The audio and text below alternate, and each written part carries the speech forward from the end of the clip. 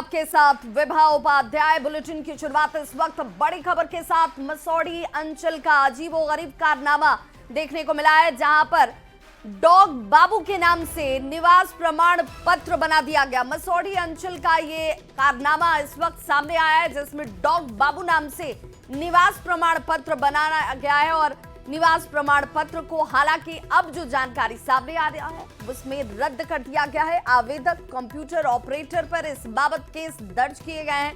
प्रमाण पत्र देने वाले अधिकारी पर भी केस किया गया है। 24 घंटे के अंदर रिपोर्ट सौंपने के निर्देश और दोषी कर्मियों पर कार्रवाई सुनिश्चित की जाएगी, इस बात की जानकारी दी जाती हुई संवाददाता रजनीश हमारे साथ इस वक्त ज्यादा जानकारी के साथ फोन लाइन पर जुड़ गए पटना से। रजनीश, आखिर ये अजीबोगरीब कारनामा, क्योंकि इस तरीके से निवास प्रमाण पत्र तो बनता नहीं है, यानी कुछ ना कुछ तो गड़बड़ी है, लापरवाही है। बिल्कुल, देखिए एसआईआर के दौरान जो है इस प्रकार की गड़बड़ी जो है लगातार सामने आ रही है और पटना जिले का ये मामला है। मसौढ़ी प्रखंड में जिस प्रकार से आवासीय प्रमाण पत्र बनाने के बाद ये खुलासा हुआ है कि आवासीय प्रमाण पत्र कुत्ते का बना दिया गया है, जिसमें लिखा भी हुआ है डॉग बाबू। और इसको लेकर जैसे ही ये खबर मीडिया में आई है, पटना डीएम त्यागराजन ने तुरंत संज्ञान लिया है और जो निवास प्रमाण पत्र जो बना है उसे तत्काल रद्द कर दिया गया है। और रद्द करने के साथ ही जो आवेदक हैं जिन्होंने आवेदन किया था, इसके साथ साथ जो कंप्यूटर ऑपरेटर हैं, प्रमाण पत्र निर्गत करने वाले जो पदाधिकारी हैं, उनके विरुद्ध जो है प्राथमिकी दर्ज कराने का आदेश दे दिया गया है। और अभी जो जानकारी मिल रही है कि केस दर्ज भी हो गया है, यानी एसपीओ मसौढ़ी को, अनुमंडल पदाधिकारी को ये पूरे जांच का आदेश दिया गया है। 24 घंटे के भीतर जांच कर जो एसडीओ हैं वो डीएम पटना को रिपोर्ट सौंपेंगे और जो आरोपी कर्मी हैं जिन्होंने ये बड़ी गलती की है, ये लापरवाही नहीं हो सकती है, ये बड़ी गलती है और कहीं ना कहीं क्या इंटेंशन उनका रहा है, ये तमाम चीजों की जांच अभी होगी और उसके बाद विभागीय कार्रवाई के साथ साथ जो अनुशासनात्मक कार्रवाई है वो भी की जाएगी। और रजनीश, चूंकि बार बार विपक्ष ये कह रहा था कि बहुत कम वक्त और इस कम वक्त में ये जो चीजें प्रक्रिया का पालन किया जा रहा है, आखिर वो फुल प्रूफ है, किसी तरह की कोई खामी नहीं होगी, किसी जेन्युइन का नाम न छूट जाए और किसी ऐसे व्यक्ति का नाम न छूट जाए। अब यहाँ तो जानवरों के नाम पर ही आवासीय प्रमाण पत्र बना दिए जा रहे हैं। बिल्कुल, सवाल तो उठेगा ही, क्योंकि जिस प्रकार से जो आरटीपीएस काउंटर है वहां पर जो जिम्मा दिया गया है कर्मियों को, हर आवेदन की स्क्रूटनी होती है, उसके बाद प्रमाण पत्र निर्गत होता है। लेकिन यहाँ पर 3 स्टेप में गलती हुई है। सबसे पहला स्टेप, जो आवेदन करने वाले जो आवेदक हैं उनका इंटेंशन क्या रहा था, आखिर उन्होंने अपना प्रमाण पत्र छोड़कर एक कुत्ते की तस्वीर कैसे उसमें अटैच कर दी, आवासीय फॉर्म में उन्होंने नाम में डॉग बाबू क्यों लिखा। इसके बाद जो है जिस प्रकार से जो अधिकारी हैं जिन्होंने निर्गत किया है, उन अधिकारियों की ये गलती कैसी हो गई कि उन्होंने बिना क्रॉस चेक किए हुए कुत्ते की तस्वीर लगे हुए प्रमाण पत्र को सर्टिफाई करते हुए और सर्टिफिकेट इश्यू कर दिया। तो एक बड़ी लापरवाही और खबर दिखाई जाने के बाद न्यूज 18 की खबर का एक बड़ा असर हुआ है। पटना जिलाधिकारी त्यागराजन ने साफ कहा है कि बख्शे नहीं जाएंगे और आज शाम तक हो सकता है कि एफआईआर के बाद गिरफ्तारी भी हो जाए, क्योंकि ये मामला राष्ट्रीय स्तर का हो गया है और पूरे देश भर में जो बिहार में एफआईआर चल रहा है उस पर नजर है, चाहे वो सुप्रीम कोर्ट की नजर हो, निर्वाचन आयोग की नजर हो, चुनाव आयोग की नजर हो, बिहार सरकार की हो या केंद्र सरकार की हो, सभी की निगाहें टिकी हुई है और ऐसी लापरवाही करने वाले बख्शे नहीं जाएंगे, पटना डीएम का कहना है। जी बिल्कुल, और सीधे तौर पर चूंकि रजनीश आप भी कह रहे हैं कि एक स्तर पर तो काम हो नहीं रहा है, 3 स्तर है जहां पर ये क्रॉस चेक हो सकता था। पहले स्तर पर चलिए मान लीजिए वहां पर खामी हुई, गलती हुई, लेकिन दूसरे स्तर पर वो पकड़ा जाना चाहिए था, वहां पर भी दिखा कि नहीं भाई वो वैसे ही उसी तरीके से आगे बढ़ा दिया गया। और तीसरे स्तर पर जहां पर फाइनल इसे स्क्रूटनी किया जाना था, वहां पर भी उसे जस के तस छोड़ दिया गया। बिल्कुल, देखिए नाम से लेकर पिता का नाम, एड्रेस, सभी कुछ में एक आपत्तिजनक शब्द का इस्तेमाल किया गया है, क्योंकि इससे पहले इतिहास रहा है कि आवासीय प्रमाण पत्र जब निर्गत होता है तो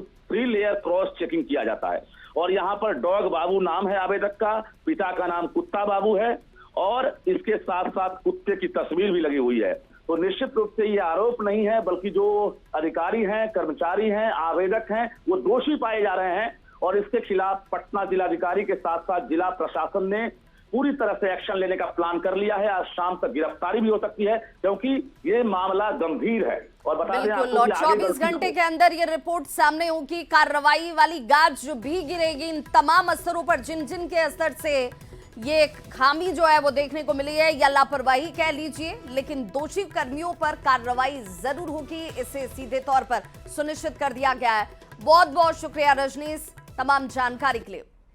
और देखिए, लोकसभा की कार्रवाई दोपहर 2 बजे तक के लिए स्थगित कर दी गई है। तो आज तीसरी बार कार्रवाई को स्थगित करना पड़ा और सिर्फ इसलिए क्योंकि विपक्ष हो हंगामे से आगे कुछ कर नहीं रहा, कुछ चाहता नहीं है। और देखिए, आज तीसरी बार कार्रवाई को हो हंगामे की वजह से दोपहर 2 बजे तक के लिए स्थगित कर दिया गया है। लोकसभा की ये कार्रवाई देखिए जैसे ही शुरुआत होने के साथ, चूंकि आज ऑपरेशन नूर को लेकर के चर्चा का वक्त 12 बजे से निर्धारित था, लेकिन वो शुरू नहीं हो पाया। लोकसभा की कार्रवाई शुरू होते ही हंगामा जरूर शुरू हो जाता है, जिसकी तैयारी में विपक्ष पहले से बैठा हुआ था। विपक्ष ऑपरेशन सिंदूर पर चर्चा होने दे, बार बार स्पीकर की तरफ से कहा गया कि भाई आप यही तो चाहते थे। फिर आखिर जब चर्चा की शुरुआत, दिन तय किया गया, वक्त तय किया गया, तब फिर इस पर आपत्ति क्या है?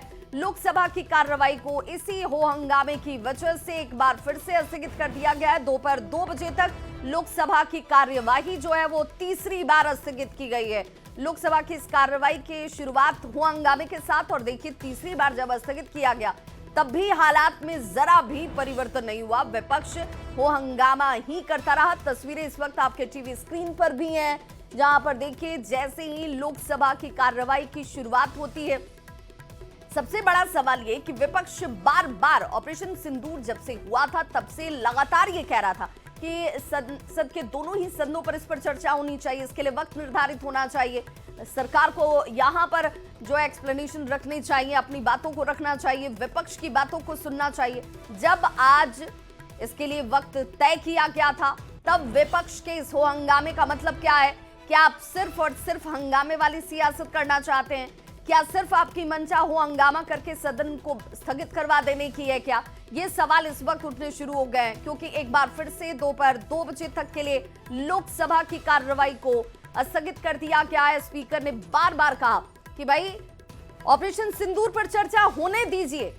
आप यही कह रहे थे कि इस पर चर्चा होनी चाहिए। 16 घंटे की चर्चा इस पर आज दिन भर लोकसभा में। सबसे पहले तो आप ये जान लीजिए कि लोकसभा में ऑपरेशन सिंदूर पर सबसे पहले चर्चा आज से 12 बजे से शुरू हो जानी थी। हालांकि अब दोपहर 2 बजे तक तो इसकी कोई गुंजाइश दिखती नहीं है, क्योंकि 2 बजे तक कार्रवाई स्थगित है।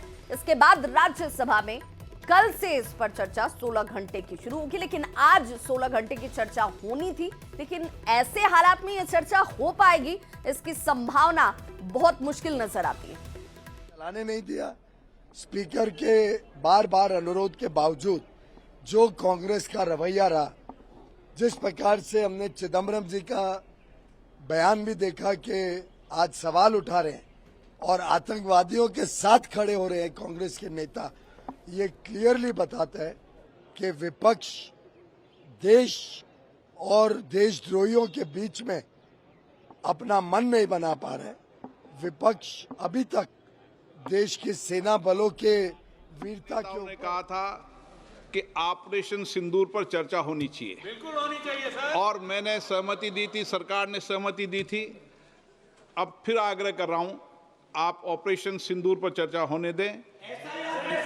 जो सारे विषय हैं, उन सारे विषयों पर कभी भी सदन में बताने से चर्चा नहीं होगी।